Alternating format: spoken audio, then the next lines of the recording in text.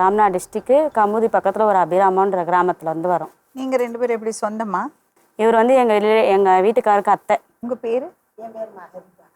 உங்கள் பேர்? என் பேர் பர்வீன் பானு. சொல்லுங்கம்மா, என்ன விஷயம்? 2009 மேரேஜ் ஆச்சு மேடம். இது டிவி ப்ரோக்ராம் தெரியும்ல? தெரியும் மேடம், தெரிஞ்சு தான் வந்திருக்கீங்க. எவ்வளோ அவமானத்தை ரோட்டில் அனுபவிச்சிட்டோம், அதெல்லாம் மீறி தான் வந்திருக்கும். சரி சொல்லுங்க. எனக்கு 2009 மேரேஜ் ஆச்சு மேடம். அத்தை பையனை தான் கல்யாணம் பண்ணிக்கிட்டேன்.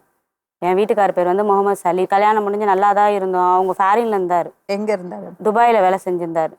என்ன வேலை செஞ்சார்? ஹார்பரில் வேலை செஞ்சார். என்னை மேரேஜ் முடிச்சு 1 வருஷத்தில் அவர் முடிச்சுட்டு வந்துட்டார். என் வீட்டுக்காரர் வந்து சும்மா சாதாரணமாக ஹோட்டலில் வேலை செய்கிறார் மேடம். அவர் வந்து முதல்ல நல்லா வேலை பார்த்தார் அவர். அப்புறமா அவருக்கு வந்து அட்டாக் வந்துருச்சு. இப்போ ஒரு 2-3 வருஷமாக அவர் ஒழுங்காக வேலைக்கு போகிறது கிடையாது. வந்தோடனே கன்சீவ் ஆகிட்டோம். அடுத்த வருஷமே எங்களுக்கு வந்து 1 வருஷம் கழிச்சு ஒரு பொம்பளை பிள்ளை பிறந்துச்சு. அந்த குழந்தைக்கு 1.5 வயசில் நிமோனியா காய்ச்சல் வந்துச்சு. காய்ச்சல் வந்தோன்னே அந்த பிள்ளைக்கு நாங்கள் ட்ரீட்மெண்ட்லாம் பார்த்தோம். ஃபிக்ஸ் வந்துருச்சு.